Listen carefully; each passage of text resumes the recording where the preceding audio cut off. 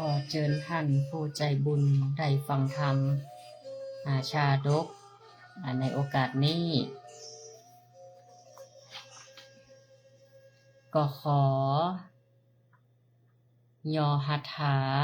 วันทาต่างน้อมต่างดวงดอกซ่อมมาทุบบุภา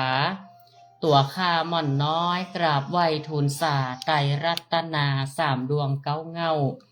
ไหวเจ้าสังฆะครูบาอาจารย์ตนกองวัดงามสั่งสอนม่อนข้าสั่งสอนม่อนข้า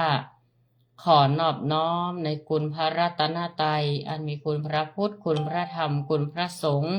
คุณรัตนแก้วเจ้าทั้งสามประการอันเป็นสรณะเป็นที่พึ่งแก่พุทธศาสนิกชนพุทธบริษัททั้งหลายขอย่อมือ10 นิ้วถวายความเคารพมายังครูบาอาจารย์พระเถรานุเถระครูบาสังฆะพระสังฆาธิการพระสงฆ์ทุกรูปทุกตนขอความสุขความเจริญในธรรมขอจงมีแก่ศรัทธาญาติโยมสาธุชนพุทธศาสนิกชนทุกท่านธรรมะสวัสดีมายังป่ออุ้ยแม่อุ้ยหลวงป้านาอาศรัทธาญาติโยมสาธุชนท่านทั้งหลายเจิญมาได้แล้วเจิญมาห่วมฟังธรรมณเวลาสถานที่แห่งหนใดเฮาฮู้ไว้เสียงธรรมนำความสุขบ่ห่างไกลดวงปัญญาแจ่มใสได้เบิกบานอานิสงส์แห่งการฟังธรรมคำจุนท่านเพื่อพ้นจากความมัวหมานตลอดกาลมาเรียนรู้เรื่องราวชาดกแต่โบราณจิตสงบเบิกบานได้คู่วันวันนี้จะได้นำพระธรรมเทศนาอันเป็นพระธรรมเทศนาพื้นเมืองเรื่องใหม่วันนี้ชื่อว่าสุวัตกุมารเขียวสองมอนผูกแรกซึ่งสมณเณรก็จะได้เป็นองค์เทศนาธรรมเพื่อกับศรัทธาญาติโยมในช่วงของรายการธรรมะบันเทิงใจณตอนนี้ก็ต้องขอเจริญพรกับศรัทธาญาติโยมอีกครั้งหนึ่งที่ได้ติดตามผ่านทางสถานีวิทยุแม่ขจารย์โมเดิร์นเรดิโอ FM 94.50 เมกะเฮิรตซ์ทดลองประกอบกิจการในประเภทกิจการทางธุรกิจออกอากาศหน้าอาคารเลขที่103หมู่ที่6บ้านสันมนาตำบลเมฆเจดีย์อำเภอเวียงป่าเป้าจังหวัดเชียงรายลิงก์สัญญาณไปที่ 98.75 เมกะเฮิรตซ์วัดห้วยตองซักเรดิโออำเภอจอมทองจังหวัดเชียงใหม่ในช่วงของรายการธรรมะบันเทิงใจทุกๆวันจันทร์และวันอังคารศรัทธาญาติโยมป่ออุ้ยแม่อุ้ยลุงป้านาอาตลอดถึงเด็กละอ่อนเยาวชนนักเรียนนักศึกษาผู้ที่สนใจฝ่าไฟในธรรมหนุนน้อมนำไปประพฤติปฏิบัติก็สามารถที่จะได้ติดตามรับฟังผ่านทางสถานีวิทยุและการไลฟ์สดผ่านทาง Facebook ทิตวุฒศิริภิกขุหรือเพจรายการธรรมะบันเทิงใจ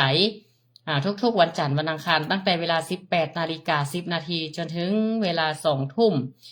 ได้มาพบปะกับศรัทธาญาติโยมได้นำพระธรรมเทศนาพื้นเมืองในวันนี้กับศรัทธาญาติโยมได้นำไปพินิจพิจารณาก้อนใกล้เอาแก่นสารได้เข้าใจถึงหลักธรรมที่ปรากฏในชาดกแต่ละเรื่องเป็นการบำเพ็ญบารมีของพระโพธิสัตว์เฮาซึ่งเรื่องราวเนื้อหาใจความจะเป็นจะใดศรัทธาก็ตั้งอกตั้งใจที่ตามรับฟังในรายการธรรมะบันเทิงใจซึ่งเป็นช่วงของการเทศน์ธรรมพื้นเมืองโดยสามเณรสิริราชหลวงโพธาสามเณรวัดดอนจันทร์ก็จะมาเทศน์ให้ศรัทธาญาติโยมได้ฟังในวันนี้ศรัทธาก็เดี๋ยวสักกามในเฮาก็ได้ติดตามรับฟังการเทศนาธรรมซึ่งวันนี้พอดีว่าบ้านอันนี้มีงานเขาดำอาตมาภาพก็จะได้ไปงานสามเณรก็เป็นองค์เทศนาธรรมแตนคอนเนอร์ก็ต้องขอแจ้งกับป้าอุ้ยแม่อุ้ยลุงป้านาอาศรัทธาท่านตั้งหลายในขณะนี้โดยก็จะเป็นเวลาแห่งการฟังธรรมแล้วเนาะก็ตอนนี้จะได้นิมนต์สามเณรเทศน์เป็นลำดับต่อไป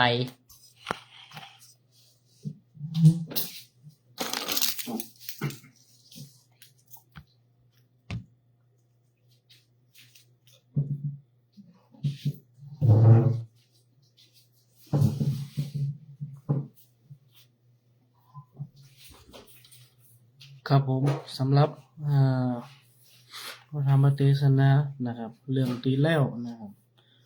ปัญญามหาอุปคุตมัดพญามารนะครับก็จบลงไปแล้วนะครับเนาะ นะครับวันนี้ก็เป็นทำเรื่องใหม่นะครับที่ว่าเจ้าสุวัตกุมารเขียวสองม้อนนะครับพุกที่หนึ่งครับเนาะ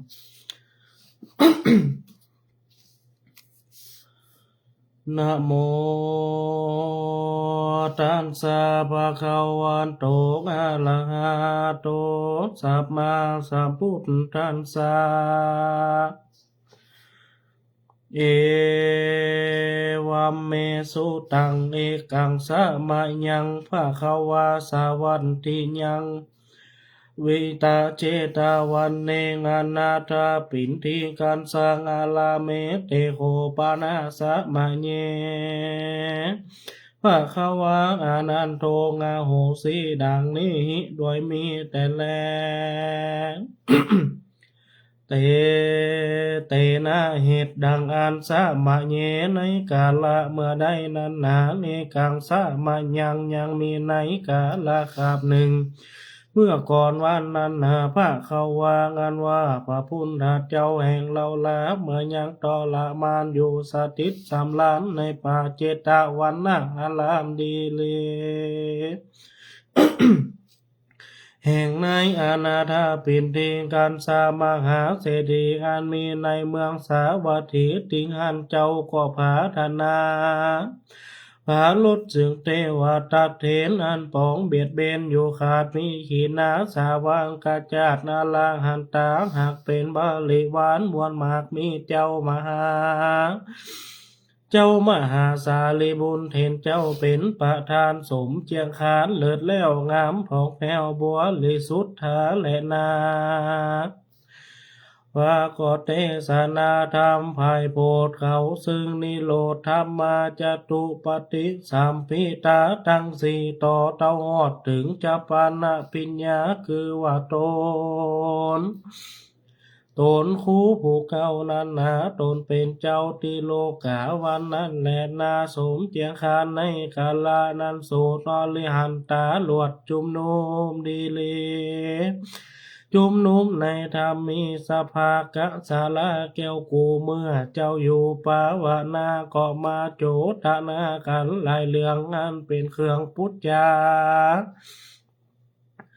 เครื่องพุทธาดาโคนปาลาบาใบโมหะไม่นักหนาเทวตันนี่นาเครื่องโคดมันขนาดมือเป็นโตดแก่สัมปันยูพอบองอินดูนอเจ้าตุกเมื่อใดหิงสามาปองสันนี่อยู่ใจเฮาบ่หอนใดบ่หอนใดก็ตามดีลีอุอาลาหันตามีปอหมื่นเจ้าก็ตื่นอันสาจันใจก็มีในกาละเมื่อนั้นแล อานันตาโคพังกาวาในกาละนั้นใส่เจ้าแก่นไต้โคดมสมปานน้องกาแก่เปลือกคือแผ่ตามพระธรรมเทศนาส่วนตัวได้ยินแล้วตนแก้วลวดลีลาในธรรมศาลาลำยิงตนผ่านแห้วจริงพุทธจาพุทธาว่าพิงคาเวดุลาพิงโคตั้งหลายเหยอันมานั่งใหญ่กันอยู่เป็นหมู่หักเจียดจาโจตนาการไปตันแล้วตนแก้วหักมาปะใส่ผมใหญ่ก็ลวดดักเสียยังกำสูนเตลายหมูสู่ตันปล่อยอยู่สงัดมาดักกันอยู่นิจามาดักกันอยู่นิจาเมื่อนั้นนาพิคูเจ้าตนสาลาจึงยกนิวาดวันตาว่าพันเตภะคะวาภะคะวาโสภากับไวแก้วแก่นไทยสัพปัญโยตนเป็นคู่แก่โลกคานีนาลวดจะเถิงจะเถิงมาลำเพิงยืนเงือดบาปใบมืดปาโลยังเตวาตัดโตผู้ถอยปล่อยจิตไปหอย บ่ห้อยหิงสาแก่พระพุทธตนที่ไวขาน้อยไผ่ยินอายมากนักแลนาเมื่อนั้นนาพระสถาตนมูลมากหากเจ้าหากเจียนเจ้าวัดเทวตัดนี่นามาปองให้ก็ตามโทษโมหะโลภตัณหาแก่พระคาถาคาตาเจ้าบ่ใจมีในกาลบัดนี้แต่สิ่งเดียว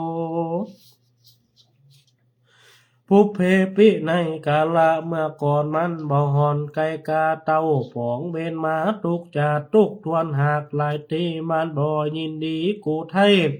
เมื่อกูได้เกิดเป็นโพธิสัตว์เจ้ามากำจัดตุกจาดมีในกาละเมื่อก่อนนั่นแหละนาสารสันถาสามปัญญูตนเป็นครูผ่านแผ่วว่ากล่าวกรรมนั้นแล้วนะตนแก้วก็ทรงตุมฮีเป็นปงกติบอกปากเพื่อใครเฮือเป็นเหตุธรรมเทศนาหันแลตาตาในกาละนั้นไซผงเดียมไทยโมขีนานเป็นสาวกามวลมากมีเพียงโคตนสลัดด้วยวงหารโดยวงหารก่อนนามันสาการขับไว้แก้วแก่นไทยโคดมมือปานม10 นิ้ว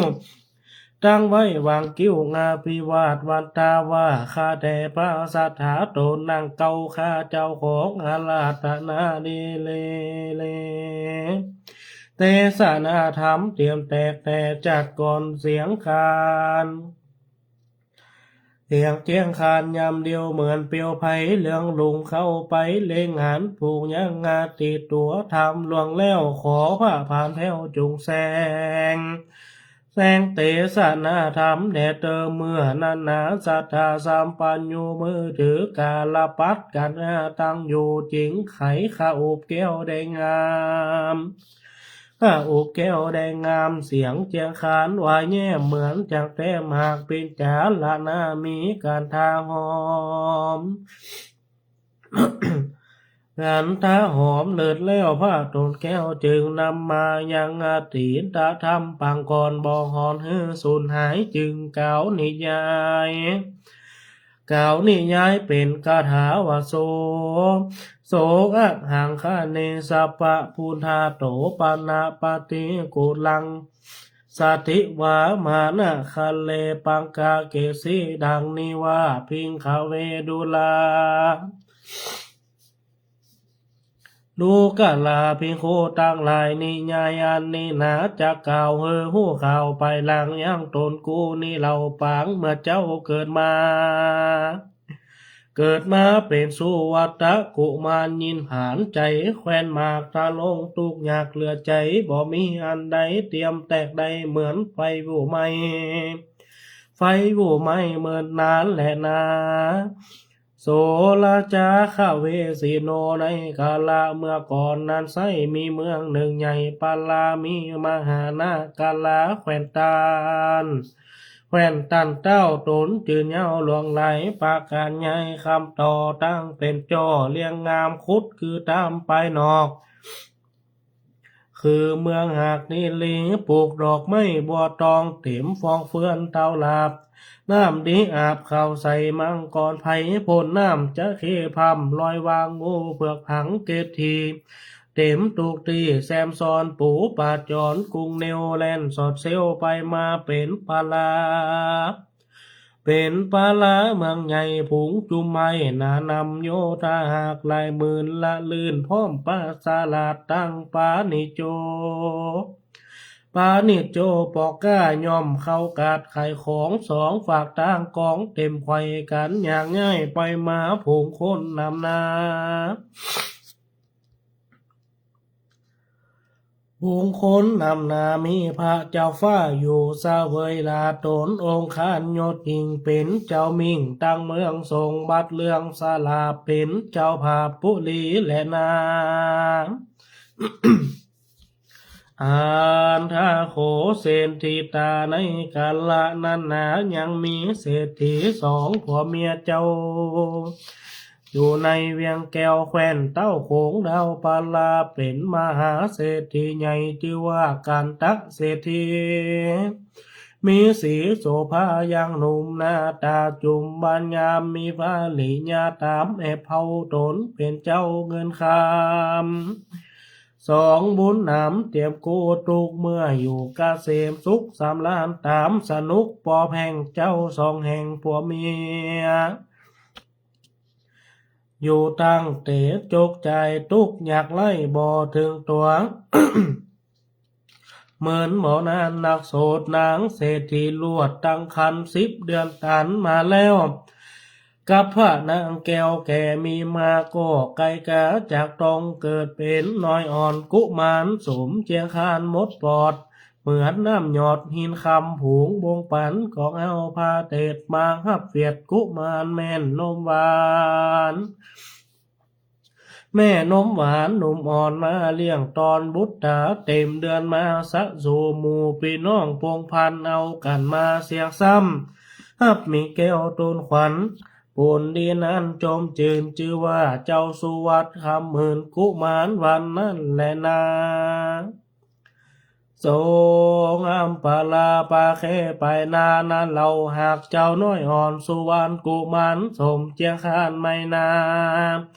หู้จักอย่างเตียวไปสวนนางผิวใสตนแม่กำมาแก่มีมาถึง10 เดือนกาบอกขาดก็พระสูตรจากต้องมา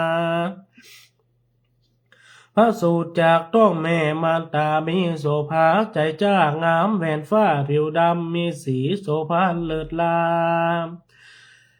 บุญคำนาเตรียมกำปูนโจมล่างคานักโตนหมดปอดเป็นลูกเศรษฐียอดสองใจส่วนนางสายใจตนแม่บุญน้อยแต่นักนาบุญน้อยแต่นักนาบอกหันลูกบุตรตาขึ้นใหญ่บอกหันหักไผ่เมื่อนนานก็มั่งปันจะขันตายจากภาคลูกน้อยบุตรตาตายเมื่อบนลาลูกข้อไหลถูกมาโจรขอให้นี่นาถูกมาจนหมอพระสงฆ์ศักดิ์สิงนางแก้วจริงหมอละนาละบุตรตาบุตรตาเอ๋ยสองนออยู่กับป่อลุมลานานเมินมาสลามปั๊มว่าได้ปีปลาย2 องค์ใจ2 องค์ใจเอ๋ยน้อยนออยู่กับป่อลุมลาบอกไก่กาผักหน้า2 นอนลาเล่างามอุดมอ่อนน้อยนางแก้วจริงเศรษฐีก้อยลุมลาเลี้ยงบุตรตาแทนแม่บ่ปิ้นแผ่ไปในหางอาหารใส่พรเลี้ยงลูกน้อยอ่อน2 ตนตุกไม่วนลำบากบ่ได้ภาคไปในป้นทุกใจนักเราบ่เหมือนแม่เจ้ายังมีหาง2 4เหยลูกเต้าอุ้มหอบเล่าปาคอยัง2 สบ2 สบเหยน้อยนาดบอกเฮือผากไก่ตากันถึงยามนอนดากอมหักลูกน้อยอ่อนสะเมื่อกันตุกถึงหวานปองอุ้มหอบจุบจมกอดปะควัน2 องค์สวรรค์ลูกแก้วหักบ่แล้วสุดใจไปไหนมาไหนอ่อนแอบ่มีแม่เตรียมตั้น2 มือผันหอยบากยังลูกกำพร้า2 ใจหักใส่ใจหักสายใจใจจ้าเอ็นดูลูกกำพร้าทั้ง2หันลูกป๋องนั่งให้ถามป่อไทยว่าแม่ไปไหนพ่อเอ๋ยแม่นี่นาหากไปไหนมายินตุกใจใจจ้าหวังใครได้นาแม่มาแยงเพื่อฮือแปลงใจลูกหายโศกเศร้ามัวเมาก้อยบ้านเต้าหาแม่กึดเฮือแก่ลูกทั้ง2แหละนาลูกทั้ง2เหี่ยวว่าจักหายหมองตุกอยากกึดหาแม่หากจักหายลวดเนียกใส่ใจลูกเต้าห้องใส่ใจลูกเต้าว่าเข้ามานี่ปอจักจังหามารดาหาพระมารดาหือไม่ลูกแกนไทยอย่ามองทีจะคือดีกว่าแม่หักยิงแต่บุตรตาบอกฮือลาวีแขนดาหักลูกกว่าแม่ใส่ใจขอลูกนี่นาขออย่าได้ให้ป่อแก่นไทยจังหามาตาโตกุมาลายามนานนา2 กุมาร2 กุมารเหยอ่อนน้อย ได้ยินป่อห้อยไว้เจียนจากก็ว่าสาธุและนาป่อเจ้าข้าลูกเต้าหากยินดีว่าจากมีกุลนักเราเศรษฐีเจ้ามาข้านิ่งใจกึดไปมาตัวเก่ากึดหากหลายเผ่าหลายที่ล้วนจากหาเมียมา หาเมียมาสอนเอื้อมไปออมเศรษฐีใจยินดีกับลูกเขานาเขาน้ำสู่ลูกกินยังสำลานใจจุจอดบอกคืนหอดไปสังก็มีวันนั้นแหละนาตาตางกาเลในกาละนั้นเราเศรษฐีเจ้าแอวสะแวงหายังพาเลยญาเมียมิงเจ้าถึงจริงจากเฮือนไปเดินไกลไกลเดินไกลไกลตุกตีมือกำปีและแกนหาซอกหาเมียแป้งลาสองสาวน้อยอ่อนก็บองหุ่มเกยสอสาวเจยโจมหน้าหนุ่มหน้าตาจุ่มเจบานบ่มีไผใครได้เขาก็ไปกันและหนีไปไกลแลนาตาถากันนาตากะเศรษฐีเจ้าสหันสานังสหนิติตาตาในกาละนาในกาละนั้นใส่เศรษฐีใบปาลาแอวไปมาตรงเทแล้วลีกีเตียวไปเดินไปไกลต้องเทศถึงดาวเขตใดแม่ห้างเจ็ดผัวสองหูยันเท่าแก่พ่อแม่มันซ้ำตายมีคนเดียวได้อยู่คนเดียวได้ตั้งอยู่บ่หอนมีกู้เตรียมโตนหน้าตามัน มนเหมือนออกมีชื่อบอกว่าจันตากานี้ฝูงคนหันนี่นายเต้าซาลายเหมือนผีปู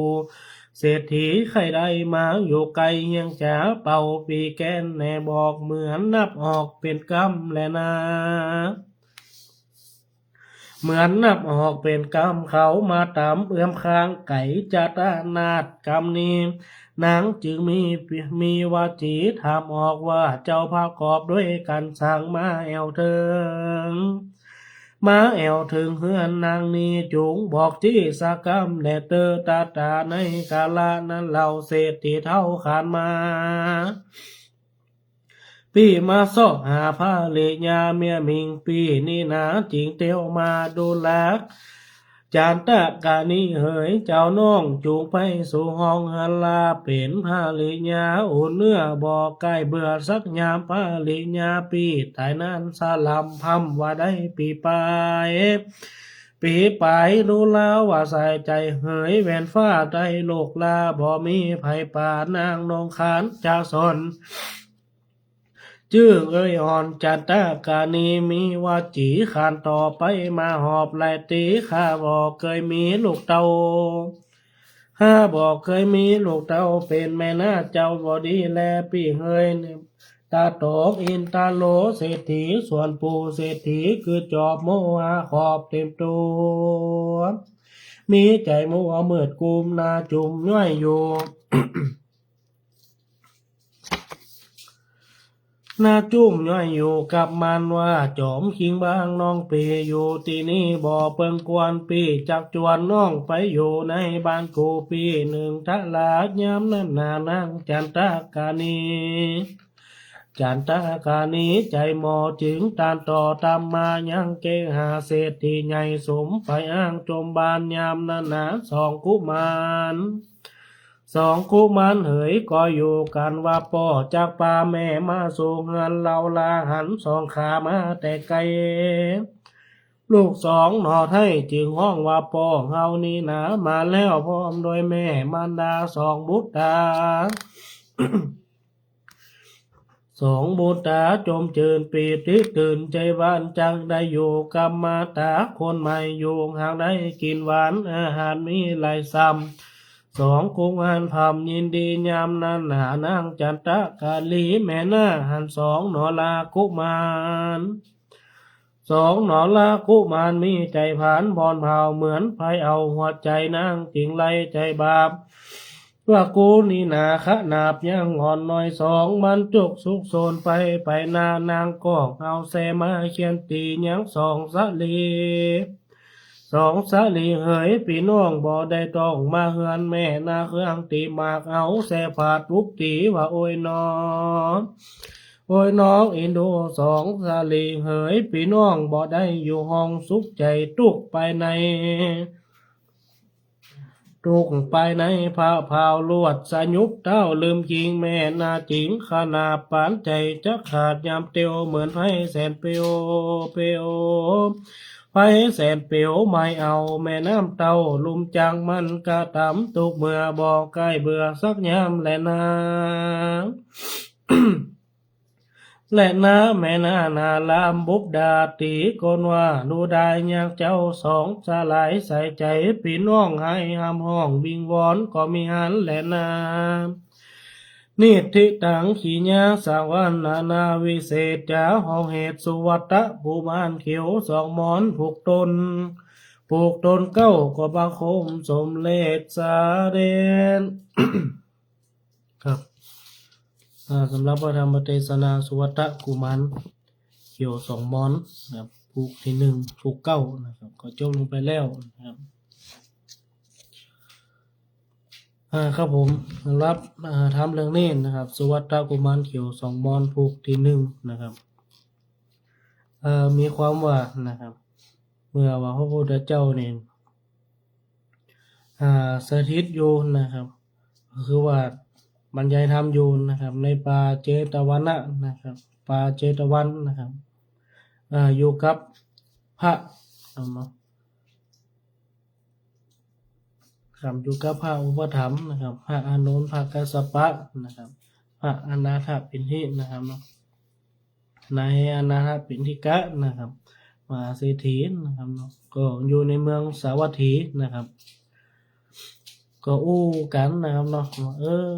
เดี๋ยวพระเทวทัตนี่ต้องอย่ามาคำกันได้คำกันบ้างนะครับคำพระพุทธเจ้านะครับ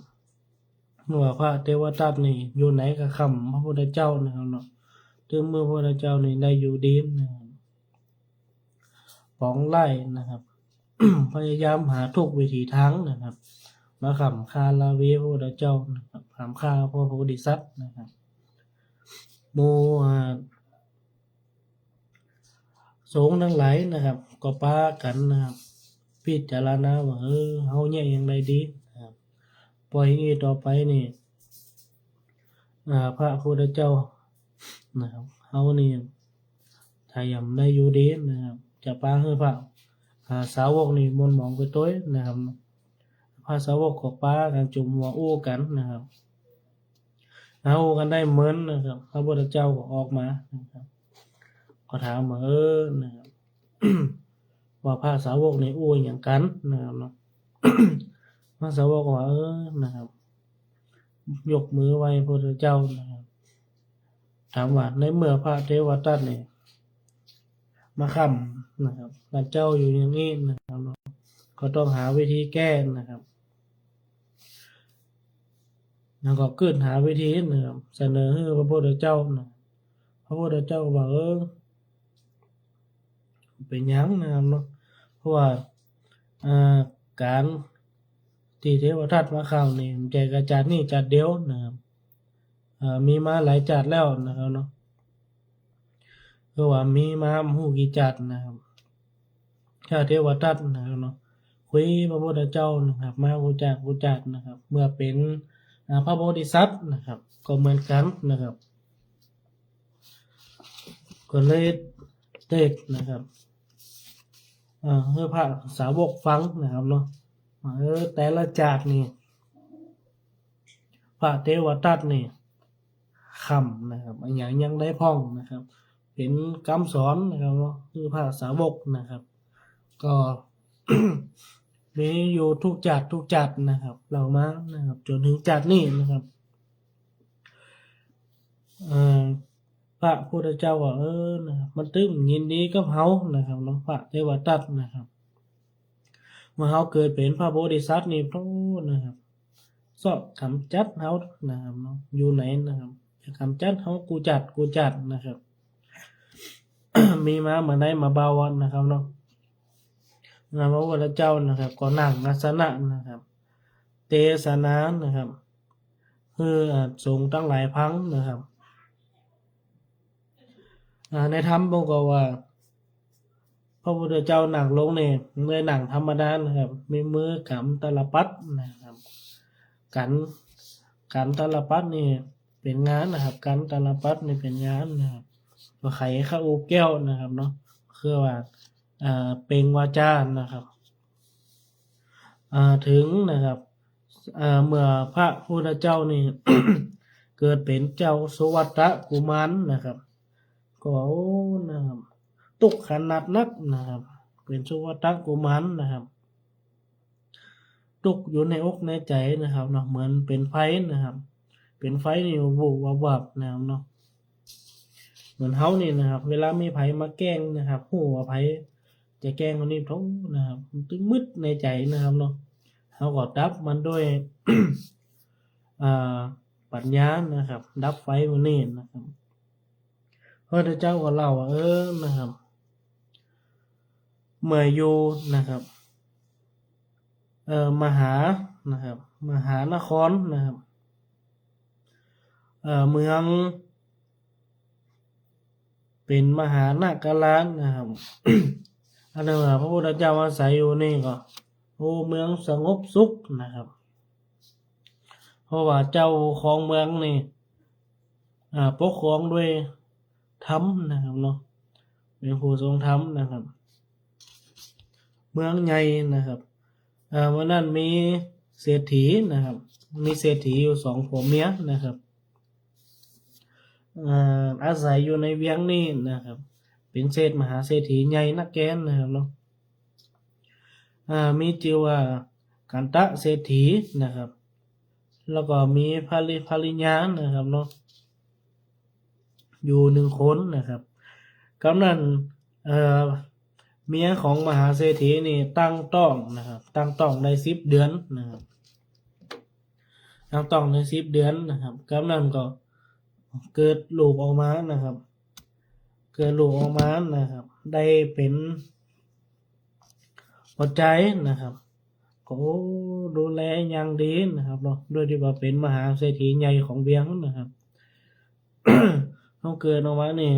เอาผ้ามาหับมาเฟียดนะครับเอาแม่นมมาเลี้ยงนะครับเอาแม่นมมาเลี้ยงนะครับกับนั้นเมื่อเกิดได้เต็มเดือนนะครับโอ้หมู่พี่น้องนะครับญาติวงศานะครับเนาะเอาป้ากันมาจุ๋มอยู่บ้านนะครับมาแอวหานะครับ มาเล่นต้อยมาแอวหานะครับโดยที่ว่าเป็นลูกนะครับลูกเศรษฐีนะครับเศรษฐีก็ตั้งชื่อว่าเจ้าสุวัตคำหมื่นกุมารนะครับก็นั่นเมื่อเจ้าสุวัตกุมารนี่หมอกอย่างได้นี่นะครับ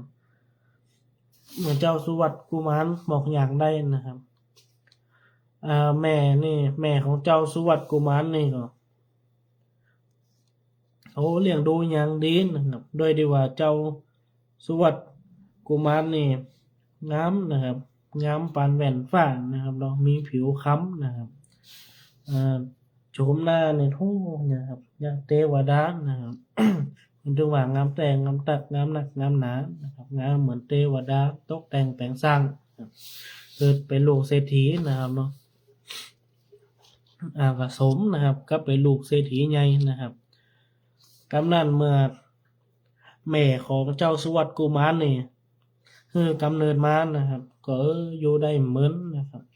อยู่ได้เหมือนเหจ้อยนะครับก็เลยลวดตายไปเหียนะครับเนาะแม่เจ้าสุวัตกุมารนะครับ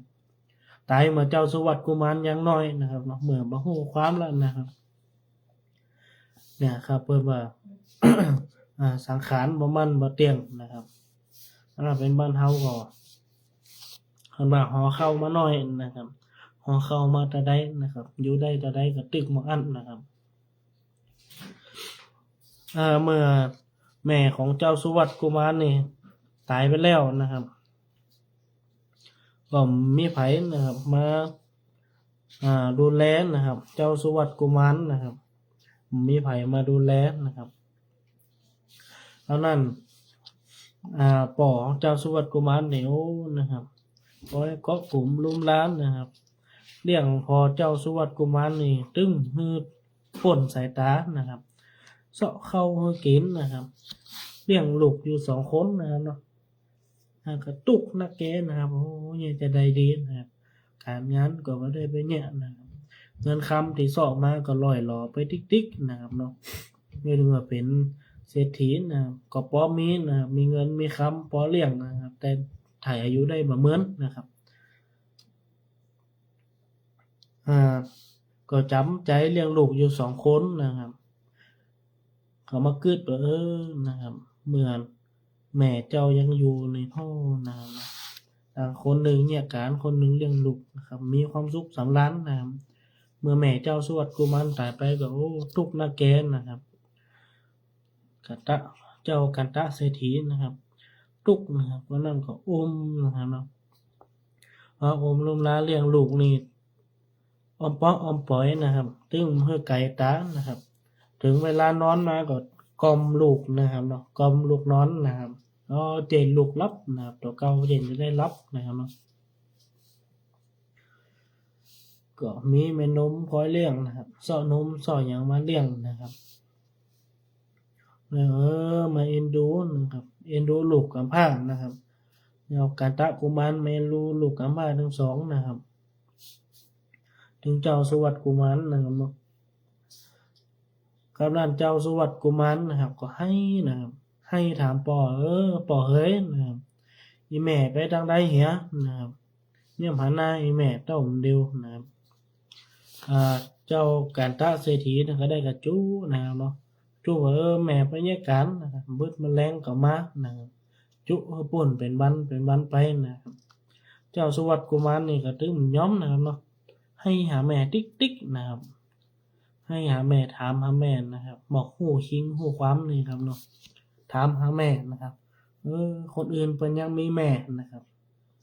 แล้วแม่ค่าล้อนะครับก็ถามนะครับพ่อแม่ไปไหนนะครับถามอยู่กูวันนะครับกำนันเจ้ากันตะกุมารนะครับนะครับเป็นตุกเป็นหมองนะครับกึดหาเมียนะครับพอจะเนี่ยจะได้นะครับพ่อแม่นี่มาตายละกันเหียนะครับกำนันเจ้าสุวัตตะกุมารนะครับถามหาติ๊กเจ้ากันตะกุมารก็เลยเดี๋ยวป่อนี่ถ้าซ่อลูกซ่อแม่ให้ลูกไม่นะครับซ่อแม่ให้ไม่นะครับเนาะนี่ซ่อแม่ไม่ให้นะครับจะเอาดีหรือแม่เก่านะครับเนาะเอาดีหรือแม่เก่าสักตัวใดนะครับจะเอาหักหรือลูกก็โทรเอาอมเปาะอมปล่อยลูกกูหน่อยนะครับเจ้ากันตากุมารนะครับก็ปลอบใจนะครับเจ้าสุวัตนะครับเจ้าสุวัตตากุมารกองได้ยินอย่างนี้ก็นะครับดีใจขึ้นมาหน่อยนะครับด้วยความที่ว่าเป็นละอ่อนนะครับเนาะหมอกหูคิงนี่ก็ดับไปเห็นนะครับก็เล่มให้นะครับกำนันสองกุมารเนี่ยได้ยินปอกนะครับว่าจะสอบใหม่ๆให้ก็ยินดีนะครับยกมือขึ้นไว้นะครับว่าสาธุนะครับสาธุอีปอกนะครับเนาะญาลูกก็ยินดีนะครับกำนันกันตะเศรษฐีก็มาเกิดในใจนะครับว่าเนี่ยยังได้นะครับกึดคอนะครับนั่งกึดนอนกึดจะไปเสาะเมียตีนไหนนะครับตัวเก่าก็บ่ใจนุ่มใจน้อยอย่างแต่ก่อนนะครับเนาะหน้าตาก็เหี่ยวแห้งนะครับ เหี่ยวแห้งย่อยยันนะครับเนาะอย่าไปเสาะยังได้นะครับก็เลยคิดว่าอาศัยเศรษฐีนี่ก็นะครับอาศัยเศรษฐีนะครับอาศัยด้วยที่ว่าตัวเก่าเป็นเศรษฐีนะครับก็พอมีเงินมีคำอยู่นะครับก็ป้อนข้าวป้อนน้ำลูกนะครับเรื่อยๆนะครับได้กะกึดไปก่อนนะครับแล้วก็มีสุขสำราญอยู่นะครับเนาะกำนั้นเมื่อกันตะเศรษฐีนี่อดมาได้ละนะครับก็เลยเสาะหาภริยานะครับเสาะหาเมียนะครับก็เต้วออกเฮือนไปนะครับถึงไก่ไปหมดนะครับเนาะกำปีแห่เล้านะครับกับแกนนะครับเนาะกับแกนนะครับเสาะหาเมียนะครับเสาะหาเมียนะครับเนาะก็ไปไล่เสาะไล่ซองไล่ถาม10 สาวเจ้าบ้านนะครับว่าที่ไหนมีแม่ห้างนะครับมีสาวห้องนะครับแล้วก็ไล่เสาะถามเปิ้นนะครับเมื่อวันที่ก็แค่ได้ สาวๆนะครับหมอกหนุ่มๆนี่นะครับบอกอำเภอนะครับเนาะก็มีไผเอานะครับ สาวก็ตึ้งเอานะครับด้วยความที่ว่า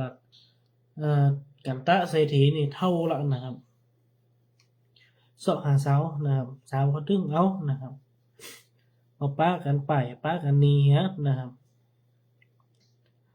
กำนัน กันตะเศรษฐีนะครับก็เอวนะครับเอวเสาะหาสาวไปติ๊กๆนะครับไปกุฏิกุตังนะครับป้าบ้านคนไหนก็เข้าหันนะครับเร็วไปนะครับไก่นักแกนะครับ ก็เตียวไปถึงนะครับแม่ปะใส่แม่ห้างเจ็ดหัวนะครับพระในปะนะครับไปปะใส่แม่ห้างนะครับถึงเจ็ดหัวเกินนะครับได้มาแล้วเจ็ดหัวเลยเนาะก็พอสองหูปอยันแล้วนะครับพ่อแม่ก็ตายเฮียนครับอยู่โตคนเดียวนะครับเนาะเจ้าบ้านบอกว่านะครับท่านเฮ้ยนะครับอันไม่ห่างนี่มีผัวถึงเจ็ดเกินนะครับจะเอาแต่ก็เนาะเจ้ากระตะกุมันก็บ่ฮู้จะจ่ายจังไดล่ะนะครับเพราะว่าก็เหนื่อยใจนักแกนะครับเนาะเตียวก็ไกลนะครับกลัวลูกนี่จะบ่ได้อยู่นะครับกลัวลูกจะบ่ได้สุขนะครับก็เลยว่าบอกเจ้าบ้านว่าเป็นหยังครับเนาะเอานี่ก็ได้นะครับยิงจะเท่าหูยันเป็นหยังนะครับขอพอลูกได้ก็เปาะนะครับกำนันเจ้ากันตะกุมารก็เข้าไปหานะครับก็ไปหาว่าพ่อแม่ก็ตายนะครับเนาะไม่ห่างนี่พ่อแม่ก็ตายนะครับกูก็มีนะครับผัวก็ตายไปเหี้ยนะครับผัวถึงเจ็ดนะครับผัวตายละหมดนะครับเพิ่นว่าพอหน้ายังบอกนี่นะครับ ชื่อว่าอันในธรรมว่านะครับพอหน้ายังบอกนะครับเนาะชื่อว่าจันตะกานีนะครับโปรดโทษนะครับฟังกระจือกระตึงหูนะครับเนาะว่าเรื่องจะเป็นไปอย่างใดนะครับชื่อว่าจันตะกานีนะครับเพิ่นว่าโอ้เจ้าบ้านกัดเหล่าขวัญนะครับพอปูเศรษฐีเนาะนะครับไปเอาหยาเท่านี่แต่ลูกนี่นะครับพอไผหันกันนี้นะครับไผหันกันในนะครับไผหันกันนี้กันในนะครับเป็นคนสวกนะครับคนดุคนให้นะครับเนาะ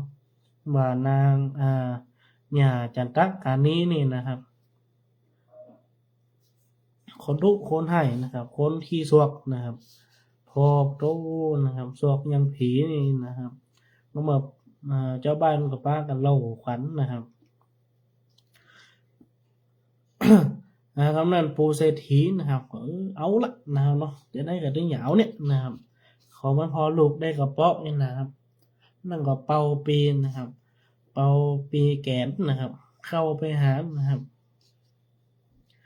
เข้ามาหานะครับนางจันตะกานีนะครับนางจันตะกานีก็เลยถามนะครับว่าท่านเศรษฐีนะครับมานี่มาเนี่ยอย่างหานะครับไม่เอาถึงเงินค่านะครับขอเจ้านี่บอกสักคำนะครับเนาะ ขอเจ้านี่บอกมาเตอะนะครับเพื่อนเงินมาเนี่ยได้นะครับแล้วนั่นเจ้าเศรษฐีนะครับก็ว่านางจันตะกานีเฮ้ยนะครับจันตะกานีน้องเน่านะครับนั่นมาปีเป็นเบาขึ้นนะครับแต่เบาขึ้นเป็นปอห้างนะครับเมียก็มาตายละนะครับเนาะลูกก็มีไผพอนะครับมาการนี้เฮ้ยนะครับขอไปอยู่บ้านอยู่เฮือนปีเตอร์นะครับปีจะครับเป็นสามีนะครับเนาะขอนางจันตะการนี้นี่เป็นภริยานะครับปีตึงบ่ไก่บ่เบื่อนะครับเนาะ ว่าเมียปีนี่โอ้ตายไปเหมือนนักแก๊สนะครับได้พอปีไปละนะครับเจ้ากันตะเศรษฐีนะครับขอนะครับวัดคารมคมคายนะครับเนาะใส่จันตะการนี้ครับสำหรับช่วงแรกนะครับก็จะหมดเวลาลงไปแล้วนะครับจะได้มาต่อช่วงที่2ข้างแหมน้อยเดียวนะครับข้างน้อยเดียวนะครับมาทำปฏิสนาข ผูกนี่นะครับจะจบแล้วนะครับเนาะก็มาฟังสรุปกันต่อช่วงที่2นะครับครับสำหรับช่วงนี้ก็จบลงไปแล้วนะครับมาฟังกันต่อช่วงที่2ครับผม